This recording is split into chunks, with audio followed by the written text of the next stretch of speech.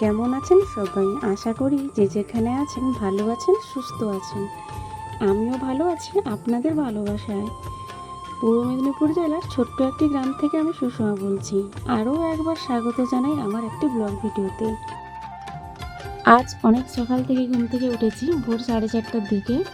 ঘুম থেকে উঠে সমস্ত বাসি ওঠার কাজকর্ম সেরে তারপর আমরা সবাই মিলে সাধভক্ষণের আয়োজন করেছিলাম। তো সাধভক্ষণ মানেই তো বুঝতে পারছেন অনেক কিছুর আয়োজনের ব্যাপার। তো অনেক কিছু রান্নাও হয়েছিল, যেটা আপনি সবাই দেখতে থাকুন। আমরা সবাই মিলে কি কি রান্না করলাম বা কি কি পিঠে তৈরি করলাম, সবাই দেখতে থাকুন। এখানে দেখুন আমি চালটা বেটে নিয়েছি মিক্সার গ্রাইন্ডারে। চালটা রাত থেকে ভিজিয়ে দিয়েছিলাম। পাটিসাপটা পিঠা করেছিলাম, মালপোয়া পিঠা করেছিলাম, সাতপুরি পিঠা, সুজি, সিমাই, তারপর আরও অনেক কিছু করেছিলাম যেটা আমার মনে নেই।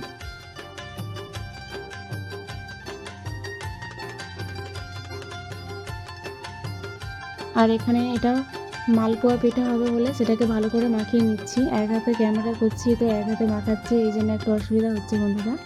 প্লিজ একটু কষ্ট করে আমার ভিডিওটা দেখতে থাকবেন।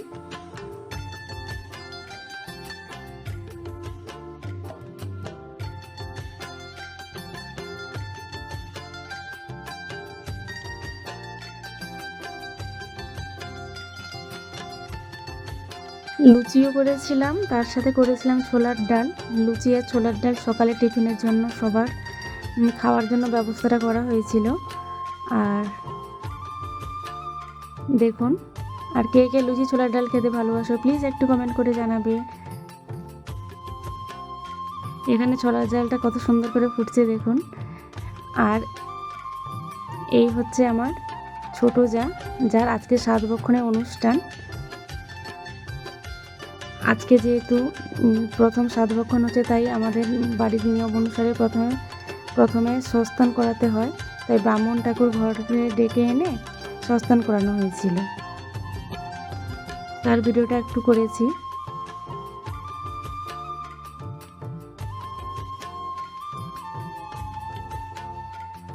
আর এইখানে সস্তানের কাজ শুরু হয়ে গেছে। ব্রাহ্মণ ঠাকুর মন্ত্র পড়ছেন আর আমার ছোটো শিবলিঙ্গর উপরে ফুলগুলো দিচ্ছেন। সেখানে আমি ভিডিওটা করেছি। তো কেমন লাগছে ভিডিওটা প্লিজ একটু কমেন্ট করে জানাবে। আর তোমাদের ওইদিকে সাধভক্ষণে কেমন নিয়ম হয় প্লিজ একটু কমেন্ট করে জানাবে। আমাদের এদিকে এরকমই প্রথম যখন সাধভক্ষণ করানো হয় তখন বাড়িতে ব্রাহ্মণ ঠাকুর ডেকে এনে তাকে সস্তান করানো হয় বলে সেটাকে।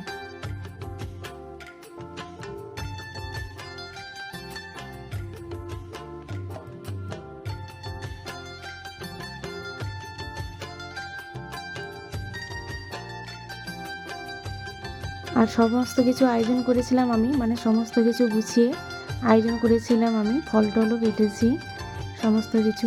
আর এখানে সস্তানের কাজ প্রায় শেষের দিকে। এখন শিবলিঙ্গতে তার জানি না কী নিয়ম, এটা দুধ দিতে হচ্ছে। যতক্ষণ ব্রাহ্মণ ঠাকুর মন্ত্র পড়বেন ততক্ষণ দুধ দিতে হবে শিবলিঙ্গের উপরে।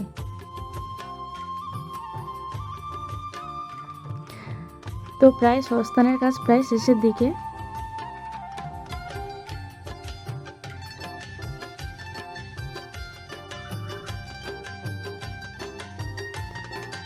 আর এই বাসন করে খেতে দেওয়া হয়েছিল, তাই বাসনটা অনেকদিন ব্যবহার করা হয়নি বলে কাঁসর মাজা যে বাসন পাওয়া যায় দোকানে, ভালো করে সেটা মেজে নিচ্ছি। আর এখানে সকালে টিফিনটা দেওয়া হয়েছে খাওয়ার জন্য। আর আমার বাড়ির দুটো বাচ্চা বসছে তার কাকিমার পাশে খেতে।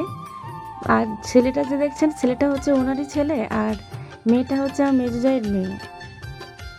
ঘর করে একটা মাত্র মেয়েই আমাদের। দেখুন কত সুন্দর আমি আয়োজন করেছিলাম, খেতে দিয়েছি। তারপর দুপুরের আয়োজন, এই যে রান্না হচ্ছে, সমস্ত সবজি কাটা হয়েছে। আর এখানে যে দেখুন, এটা হচ্ছে আমাদের বাড়ির পুকুরের মাছ, জাল দিয়ে ধরা হয়েছে।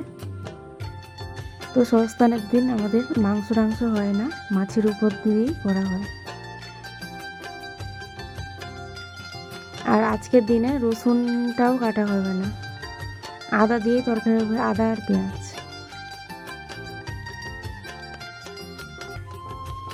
তো সমস্ত রকম আয়োজন করা হয়েছিল।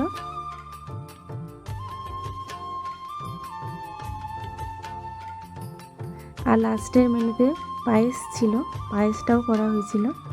এখানে পায়েস করছেন।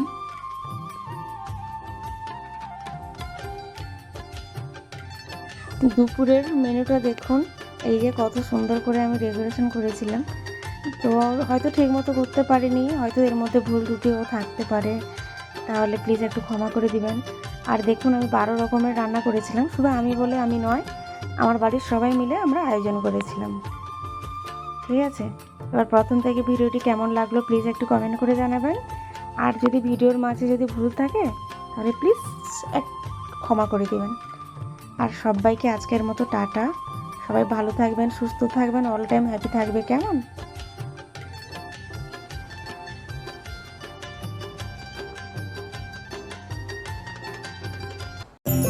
बहु मनोरथ साजु अभिसारे पहलु सुनिल बे।